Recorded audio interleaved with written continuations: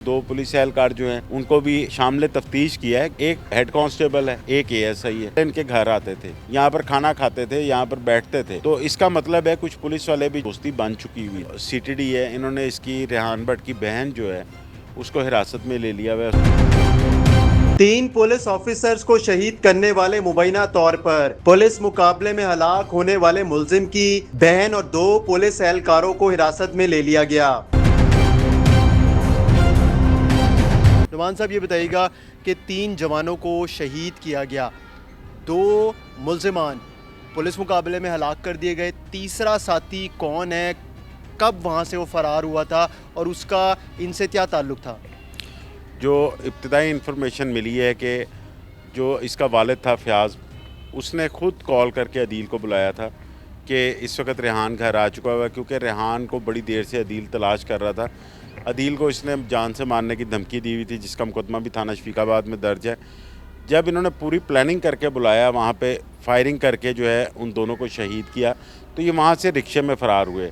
जो इनकी CCTV footage भी सामने आई भागते हुए कि उसमें तीसरा शख्स भी एक दिखा गया, जिसके बारे में अभी उसका नाम कन्फर्म नहीं। उसका एक फ़र्जी सा नाम तारिक चल रहा है, जो कि सिविल एहसास इदारे और सीटीडी के मुताबिक ये चंद रोज़ कबल इनके घर आया था। यहाँ का रहने वाला नहीं था, इनके घर आके इसने पनाह ली हुई थी और ये पूरी वारदात में इनके साथ शामिल रहा। जिस वक्त ये रिक्शे में यहाँ से फ़रार होते तो उसके बाद मुल्तान रोड पर जाकर इन्होंने ड्यूटी पर तैनात 3 पुलिस एहलकार जो हैं उन पर फायरिंग की, जिसकी फुटेज भी सामने आई, जिसमें देखा जा सकता है कि जो इनका वालिद था फयाज़, उसका वेपन अड़ गया था, उसकी गोली फंस गई थी, वो गोली फायर नहीं कर सका, लेकिन बाकी 2 ने फायरिंग की। वहाँ से इन्होंने एक सरकारी गाड़ी छीनी, उसके बाद इन्होंने वो गाड़ी जाकर काला शाह काकू पर छोड़ी। वहाँ से क्योंकि इसका भाई जो फैज़ान पहले मारा गया था पुलिस मुकाबले में, उसकी तमाम तर इन्वेस्टिगेशन जो है वो सीटीडी ने, सिविल एहसास इदारों ने कर रखी थी और उस वक़्त उसने बताया था कि मेरे वालिद जो हैं वो कहाँ पर जाते हैं, किस मदरसे में जाते हैं और मेरी बहन भी वहाँ पे पढ़ती है। वहाँ पर फिर पुलिस ने पूरी नाकाबंदी की हुई थी और ये उसी मदरसे की तरफ गए। इन्होंने वहाँ पे पनाह ली, पुलिस ने वहाँ पे पूरी नाकाबंदी रखी, लीड फोर्स भी साथ ही। अच्छा, ये उस मदरसे में जाके इन्होंने पनाह ली थी या किसी घर में? ये पहले मदरसे गए हैं, लेकिन वहाँ से ये निकला है। जिस वक्त ये निकले हैं वहाँ से, तो उसके बाद इन्होंने वहाँ पर शरीफपुरे के इलाके में पनाह ली। वहाँ पर जो मुकामी एसएचओ हैं जो वहाँ के शेखुपुरे के, उनको किसी उनके इन्फॉर्मर ने इतला दी कि ये बंदे यहाँ पर देखे गए हैं। वो एसएचओ अपनी जो मोबाइल वैन है लेकर सीधा उस इलाके शरीफपुरे में चला गया। जब ये वहाँ पे पहुँचा तो इन्होंने आगे से फायरिंग कर दी। जब इन्होंने फायरिंग की, उसकी गाड़ी पे फायर लगे, तो वहाँ से कंफर्म हो गया कि ये टेररिस्ट यहीं पे पनाह लिए हैं। इसके बाद ये घर में गए, वहाँ पर कोई 3 बच्चों को और मियाँ बीवी को इन्होंने यरगमाल बना लिया। लेकिन उतनी देर में सीटीडी और सिविल एहसास इदारों की और सीसीडी की टीमें वहाँ पे पहुँच चुकी थी, उन्होंने सारा कॉर्डन कर लिया। उसके बाद जब वहाँ पे फायरिंग का तबादला हुआ तो फयाज़ और रेहान ये दोनों मारे गए, लेकिन तीसरा शख्स जो है वहाँ से फ़रार होने में कामयाब हो गया। जो अब तक की इब्तदाई मालूमात हैं, इन्होंने जो सीटीडी है, इन्होंने इसकी रेहान भट्ट की बहन जो है उसको हिरासत में ले लिया हुआ है। उसके मोबाइल का फ्रॉन्जिक करवाया जा रहा है और इन्हें कभी इम्कान है कि उस फ्रॉन्जिक के अंदर जो है वो सामने आ जाएगा कि तीसरा शख्स कौन था। लेकिन अब तक की जो उनकी इन्वेस्टिगेशन है उसमें ये इसका ताल्लुक भी कालादम तंजीम से है। रेहान भट्ट का जो वालिद है फयाज़ भट्ट, उसने पुलिस को बताया कि इसको रेहान को यहाँ से आके ले जाओ, लेकिन इनका मुखबर तो फिर एक ही हुआ, मुखबर ने दोनों साइड्स पे खेला। नहीं, इसमें जो इनका मुखबर देखें, जो शहादत हुई है उस पुलिस वालों की, अदील की और असद की, उसमें मुखबर तो उनका बाप ही था। और इसका मतलब है कि वो जो तीसरा शख्स था जो फ़रार है, अब उसके साथ मिलके इन्होंने प्लानिंग की थी। प्लानिंग करने के बाद फयाज़ ने कॉल की, क्योंकि उसे पता था कि अदील रेहान के पीछे है। उसने कहा कि इस वक्त ये नशे की हालत में, तुम खुद भी आके इसको ले जाओ, मोटरसाइकिल पे आ सकते हो। तो उसने कहा मैं आ रहा हूँ, क्योंकि वो पहले ही मौके की तलाश में था कि कब मिलेगा। वो जैसे ही पहुँचता है तो ये अंदर से फायरिंग करते हुए बाहर निकलते हैं, उन दोनों को मार के वहाँ से फ़रार हो जाते हैं। जो वहाँ पर मुखबरी हुई वो वहाँ के लोकल इन्फॉर्मर की थी, जो कि एसएचओ शेखुपुरा को की गई। एक तफ्तीश में चीज़ सामने आई, वो ये थी कि रेहान भट्ट जो था, जब फैज़ान मारा जाता है तो फैज़ान के बाद रेहान भट्ट को पुलिस हिरासत में लेती है। इसको सीटीडी 2 महीने तक रखती है। इसको रिहैबिलिटेशन सेंटर में भी रखा जाता है। सिविल असास इदारे भी इसको पास रख के तफ्तीश करते हैं। और मोहम्मद अली भट्ट, जिनका नाम आ रहा है कि इसने उनको भी मारने की धमकी लगाई हुई थी, वो भी इसकी तफ्तीश करते हैं। और 3 महीने बाद पुलिस ये डिक्लेयर करती है कि साइको केस है, तो इसकी रिहैबिलिटेशन होनी चाहिए। जब इसको रिहैबिलिटेशन के लिए भेज दिया जाता है, वहाँ से वापस आता है, उसके बाद पुलिस वाले इसके साथ राब्ते में रहे। वो अब उनसे तफ्तीश होगी तो पता चलेगा कि वो क्यों इससे मिलते रहे। लेकिन उसके बाद जब ये शख्स इसकी तीसरे की एंट्री हुई है, तो इसमें बहुत ज़्यादा कवी इम्कान यही है कि जिन लोगों ने, जिस कलअदम तंजीम ने फैज़ान को जो है इस्तेमाल किया था पुलिस वालों के ख़िलाफ़, ज़्यादा चांसेस यही है कि उन्होंने उसके बाद इनको बदले की आग का कह के तो इनको भी इस्तेमाल किया हो।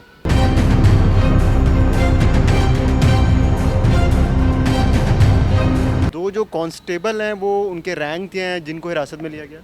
एक हेड कांस्टेबल है, एक एएसआई है। उन दोनों से पूछगिछ की जा रही है। और जो इनका तीसरा साथी था वो मौके से किस वक्त फ़रार हुआ था? जब दोनों पुलिस वाले शहीद हो गए थे उसके बाद वो भागा था, या उस दौरान ही वो वहाँ से फ़रार हुआ है? देखिए, जो अभी तक मेरे पास इन्फॉर्मेशन आई है वो तो ये है कि जिस वक्त इन्होंने एसएचओ की गाड़ी पर फायरिंग की थी, जो मुकामी एसएचओ वहाँ पे पहुँचा था, उस फायरिंग के तबादले के दौरान वो तीसरा शख्स वहाँ से फ़रार हो गया था। क्योंकि जो उनके पास इन्फॉर्मेशन आई थी मुकामी उनके सोर्स की जानिब से, वो यही थी कि तीनों अफराद को देखा गया। और ये तीनों यहाँ से साथ गए हैं, बदामी बाग से लेके शेखुपुरा तक। यहाँ से ये साथ गए हैं। साथ जाने के बाद वहाँ पर ये जिस वक्त शरीफपुरे के इलाके में इन्होंने पनाह ली, क्योंकि इनका यही ख्याल था कि पुलिस जो है वो रात को सर्च ऑपरेशन नहीं करेगी, पुलिस सुबह से सर्च ऑपरेशन का आगाज़ करेगी, इस दौरान हम यहाँ से निकल जाएंगे। और ये जो 2 साल का गैप आया, 2024 में ये बात सामने आई कि रेहान भट्ट ने धमकी दी है कि मैं तुम लोगों को भी मारूंगा और तुम मुझे तलाश करते रह जाओगे, यानी कि पुलिस वालों को उसने धमकी दी। तो 2 साल के गैप में किसी भी विंग ने रेहान भट्ट तक पहुंचने की कोशिश नहीं की?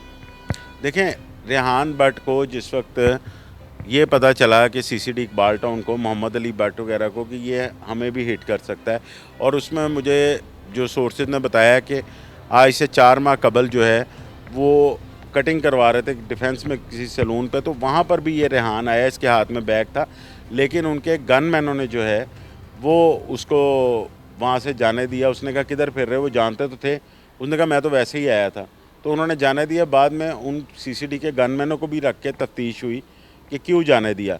उसके बाद चंद रोज़ कबल जो है सीसीडी के जो हेड हैं उन्होंने भी बाकायदा मोहम्मद अली भट्ट को कहा था कि तुम्हारे पीछे एजेंसीज़ हैं। तो इस पर इसकी तरफ ध्यान जो है वो इनका गया ज़रूर था, लेकिन इसको हिरासत में नहीं लिया गया, क्योंकि इसको पहले जो है वो सीटीडी और जो सीसीडी है, इन्होंने तफ्तीश करने के बाद एक साइको जो है, दिमागी मरीज़ कह सकते हैं, वो कहकर इन्होंने जो है वो इसको छोड़ दिया हुआ था। तो इनके वहम गुमान में ये नहीं था कि ये इस तरह पुलिस की टारगेट किलिंग कर सकता है। क्या लगता है आपको कि पुलिस वाले मुलव्विस हो सकते हैं इस सारे वाक़ये में? देखिए, जिस तरह का उनका घर है, उनका रहन सहन है, आपने भी देखा है, मेरे ख्याल से वो इस तरह के नहीं थे कि ब्लैकमेल उन्हें किया जाता या उनसे कोई पैसे बटोरे जाते। तो उन पे नज़र जो है वो रखने के लिए इनके साथ दोस्ती बढ़ाई। लेकिन ऐसा भी तो हो सकता है, हम बहुत से केसेस हैं कि जिनमें टारगेट किलर्स जो होते हैं, दहशतगर्द होते हैं, उन्होंने अपना गेटअप ऐसा बनाया होता है, अपना हुलिया ऐसा किया होता है, घर की हालत ऐसी की होती है, उनको पीछे से जो लोग फंडिंग कर रहे होते हैं वो पैसे दे रहे होते हैं और उनके पास होते हैं। देखें, ये तो अब पुलिस ने उस घर की तलाशी ली है, अभी तक कोई पुलिस की जानिब से ब्रीफिंग नहीं दी गई कि वहाँ से उन्हें क्या कुछ मिला है।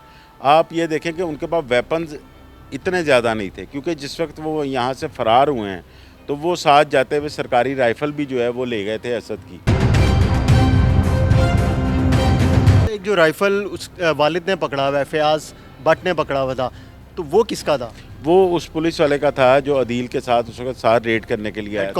हेड कांस्टेबल असद जो था, ये जाते हुए उसका भी वेपन साथ ले गए। इसका मतलब है कि इन्हें इतनी फंडिंग नहीं थी कि ये अपने पास ओपन वेपन रखते। और फिर इसके बाद इनकी बहन को अब हिरासत में लिया गया।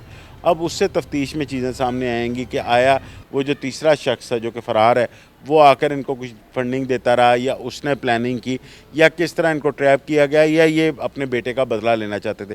इन सवालात के जवाब जो है वो अब तफ्तीश में सामने आ जाएंगे। रिहायशी कहाँ का ये?